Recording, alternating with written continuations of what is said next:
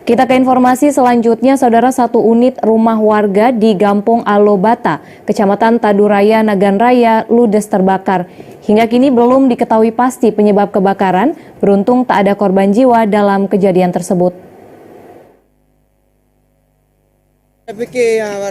Rumah milik Munawir warga Gampong Alobata, Kecamatan Taduraya, Nagan Raya hangus dilalap si jago merah. Kejadian tersebut terjadi pada pagi tadi. Warga yang mengetahui kejadian langsung melakukan pemadaman dengan cara seadanya sebelum akhirnya mobil pemadam kebakaran tiba di lokasi. Meskipun sempat dilakukan pemadaman, namun rumah korban dan juga harta benda milik korban tidak dapat diselamatkan. Hingga kini, belum diketahui pasti penyebab kebakaran yang terjadi. BPBD setempat masih mendata kerugian materi akibat kejadian tersebut.